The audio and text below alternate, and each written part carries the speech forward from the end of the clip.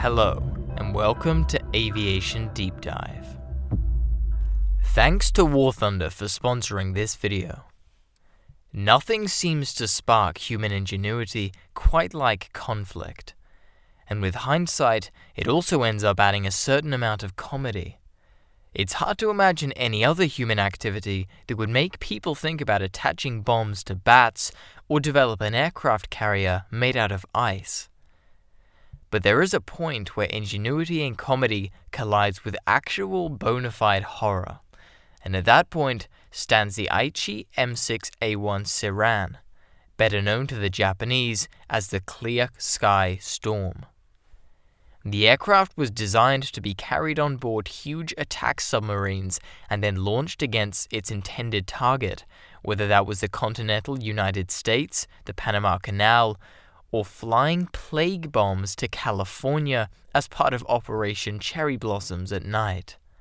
Yes, that's right, one version of the Seiran was intended as the conduit for a horrific version of biological warfare that would have turned Hollywood into a wasteland.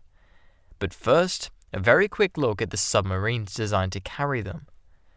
The idea for these had come from Admiral Yamamoto himself, the architect of Pearl Harbor, who submitted a proposal for an aircraft-carrying submarine. Japan needed to put our hands on the American mainland, Yamamoto told his staff, and reportedly added, what other means is there than an aircraft-carrying submarine? It is also thought, as well as laying his hands on the American mainland, the wily admiral planned to attack the Panama Canal.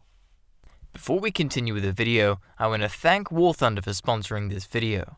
War Thunder is the most comprehensive vehicle combat game ever made. It's a free-to-play game available on both console and PC, and boasts over 2,500 tanks, planes, helicopters, and ships of 10 major nations, taking us all the way from the biplanes of the early 30s and armored cars of the 1920s to the modern-day fighter jets and main battle tanks. War Thunder boasts extremely immersive combat, with super detailed vehicles, really nice looking graphics, and even authentic sound effects for all the historical vehicles. You can join the 70 million players today in epic PvP battles and discover the incredible wealth of content War Thunder has to offer. The draw for me personally is, unsurprisingly, War Thunder's aircraft simulator mode, which allows you to fly all the aircraft with realistic controls in the cockpit view, which is incredibly immersive, having World War II dogfights and some of the really nice looking cockpit models too. As I mentioned, it's free and available on PC, PlayStation and Xbox, so sign up and play today using my link in the description or pinned comment. When you do use my link, you'll get a massive bonus pack available for new and returning players who haven't played for 6 months, which includes 100,000 Silver Lions, 7 days of premium time, multiple premium vehicles, and an exclusive vehicle decorator. The bonus is only available for a limited time, however, so check out the link and claim your rewards now. The Navy had already been experimenting with submarine-borne aircraft for years, with the Yokosuka E6Y1N biplane making its first flight back in 1929.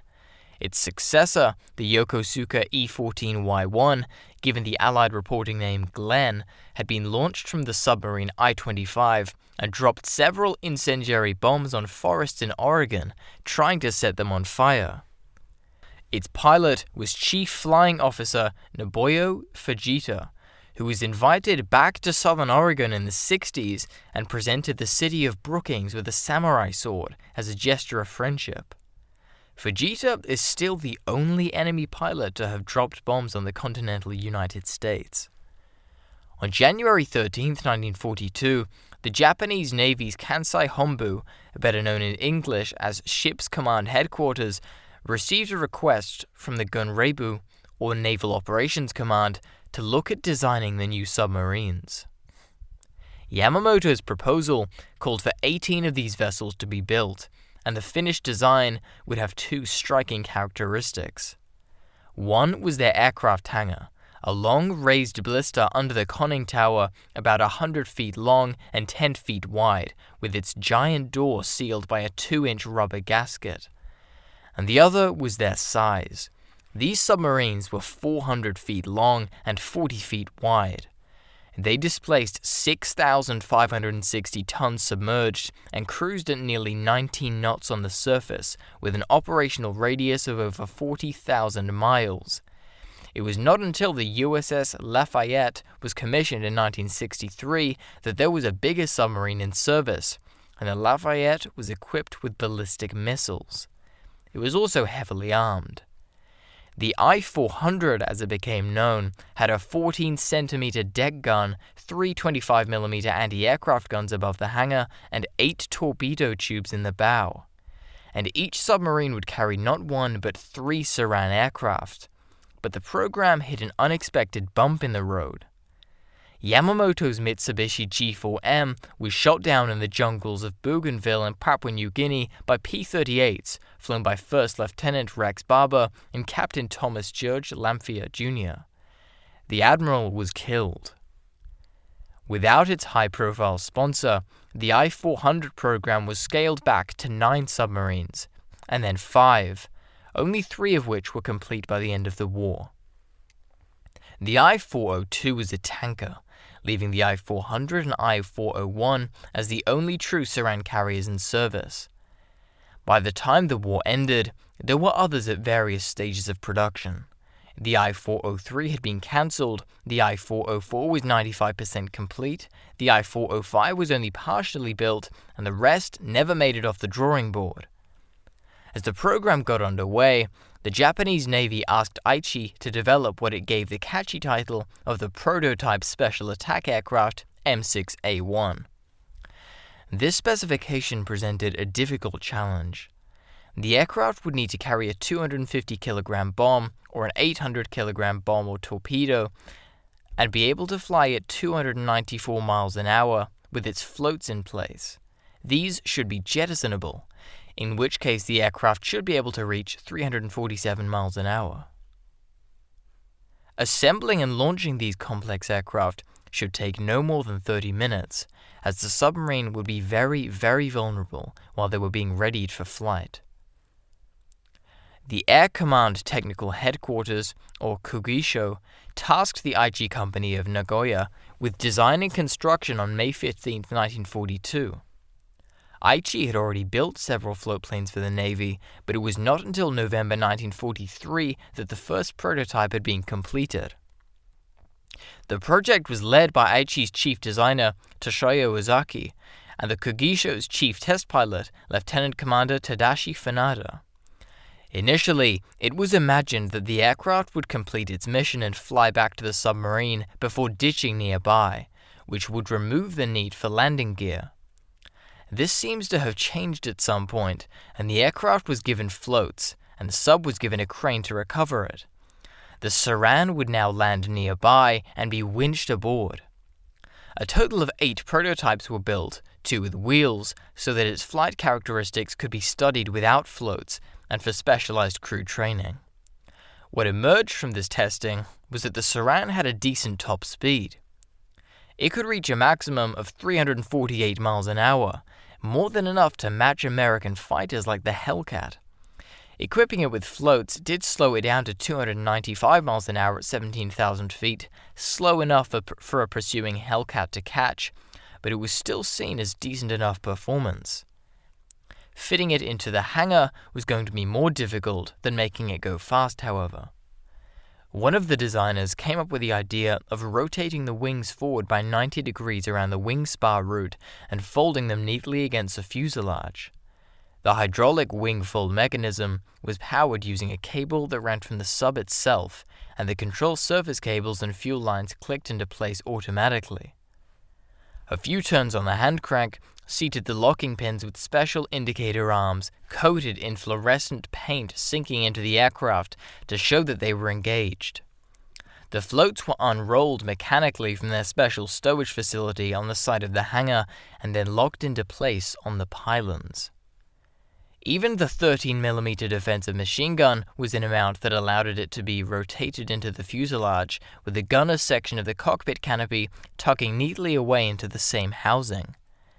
The only catch was that all of this assembly would have had to be done in a hurry by the 4-man launch crew, and to keep the sub safe, they would probably be working in the dark, hence the fluorescent paint on the indicator arms. There remained the problem of what to do while the Seiran was warming up its engine ready to take off. For that, Ozaki decided to equip the aircraft with the Astuta Type 31 or 32. This was a water-cooled inverted V12 engine based on the Daimler-Benz DB601. As the coolant and lubricating oil could be heated up in the hangar before launch and then pumped into the engine, there was no need to warm it up first. Once it was assembled and the engine running, the aircraft was launched smoothly from its dolly onto the catapult, tilted up at an angle to make it easier to launch. It is claimed that, with practice, an experienced launch crew could have all 3 Seirans underway in about 30 minutes. Its test pilot, Tadashi Funada, later wrote of how he came up with the name Seiran. An instruction came from headquarters to think up an appropriate name for the M6A1 prototype aircraft. I thought about adding to the stealth of the submarine the instrument flying skill of the floatplane pilots. As a metaphor for the suddenly appearing out of the fog like a ninja, I thought of the name Seiran, from Seiran of Owazu. Seiran of Owazu is the title of some woodblock prints by an 18th century artist called Hiroshiga, showing a mountain haze over the town of Owazu, and in English means clear sky storm. This seemed fitting, and the M6A1 now had a more memorable name. There was now the question of what it should be used for.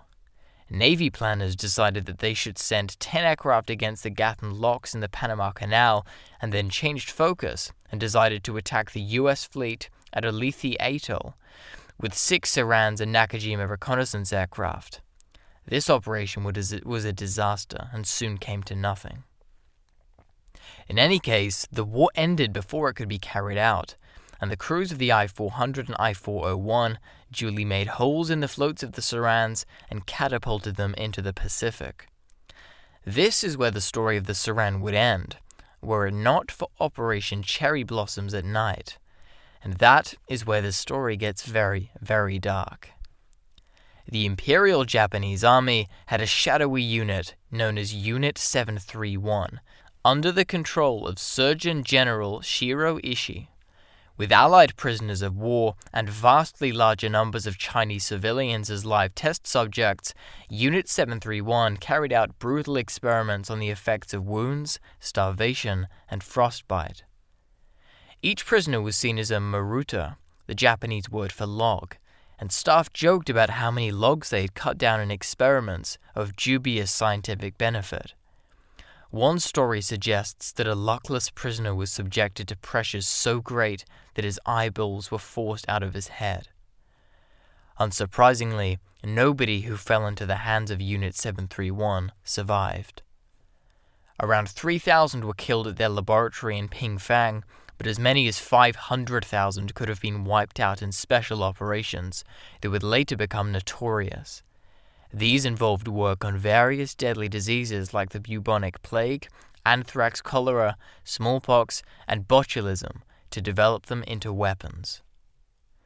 Ishii's idea was for the I-400 class to carry its Seirans off the US coast, surfacing at night and dispatching them towards population centers such as San Diego, carrying large quantities of the plague bacillus. At the same time, suicidal commando teams would be put ashore from the submarines to disseminate the plague manually.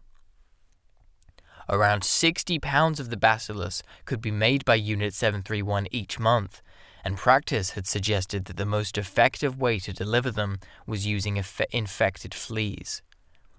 Unit 731 had made around 2,000 ceramic UGI-50 bombs, carrying thousands of fleas in each, between 1937 and 1942, and already used them against Chinese cities such as Chuzhou, Ningbo, and Changde. But the exact way the Seirans would carry these fleas is uncertain. Some say the UG-50 bombs were to be used now. Others say balloon bombs were suggested. And still others say that the Seirans would be used in kamikaze attacks that would target population centers. San Diego was top of the target list. The attack was penciled in for September 22, 1945, but Japan surrendered on August 15th. This may be why Operation Cherry Blossoms at Night did not go ahead. Others say it was cancelled in March 1945 by General Yoshijiro Uematsu, who thought it was substantially pointless. Even General Hideki Tojo, the most militant Japanese general, was aware that Japan was likely to lose the war, feared terrible retaliation by the Americans. Whatever the reason, the Seirans were sent to a watery end by the crews of I-400 and I-401 as the attack on Ulithi Atoll came unstuck and San Diego survived unscathed. Years later, Ishio Obato, who would have led the attack force on San Diego, told a prospective interviewer, "It is such a terrible memory that I don't want to recall it." Another member of the group was Tadao Ishimaru, who said, "I don't want to think about Unit 731. 50 years have passed since the war. Please let me remain silent." Aichi, the company behind the Seiran, ended up being folded into Nissan. And developments in the Cold War meant that members of Unit 731 did not have anything to fear from the Allies. 12 members of the unit were prosecuted by the Soviet Union at the Khabarovsk war crime trials. The Allies mistakenly denounced this as a show trial, similar to the ones from the 1930s, and in any case, the members of the unit were all free by 1956. The Soviet Union quietly set up its own biological warfare facility in Sverdlovsk, using information that had been captured from Unit 731 in Manchuria. Surgeon General Shiro Ishii and other senior officers were granted full immunity from war crime prosecution by the Americans, and in exchange for his cooperation. Other senior officers went on to become the governor of Tokyo, president of the Japanese Medical Association, and head of the Japanese Olympic Committee. Amazingly, one Seiran survives. It was the last airframe built and was flown from the Fukuyama to Yokosuka by Lieutenant Kao Akatsuka, where it was surrendered to the Americans and shipped to the United States. Its restoration was started in June 1989, and it was soon found that the quality of workmanship had clearly suffered from the demands placed on Japanese industry by the B-29 raids. Many of the workers had been high school students, and the fit and alignment of panels and parts was poor. A damaged flap in the wing had been hurriedly covered with a fabric patch, and documents had been shoved into the fuel tanks, suggesting that someone had once tried to sabotage it. Bizarrely, one of the factory workers had also scratched a complete English alphabet into one of the wing panels, and there was graffiti on other parts of the airframe. The restoration was finished in February 2000, and the aircraft is now on display in the Smithsonian's National Air and Space Museum in Washington, D.C. The Seiran looks innocuous in its all-green camouflage paint, and could easily be overlooked by people coming to see the nearby B-29, but for a few months in 1945, this curious-looking floatplane had the potential to bring untold harm to the unsuspecting citizens of the western United States. Thanks again to War Thunder for sponsoring this video, and don't forget to check out the link in the description and pinned comment for those of you who are new or haven't played for the last 6 months, to receive a massive bonus pack including multiple premium vehicles, in-game currency, and more. A huge thanks to the patrons on screen now for supporting the channel, and thank you so much for watching this video of Aviation Deep Dive. Consider liking and subscribing for more weekly content, and please also consider supporting us on Patreon. See you in the skies.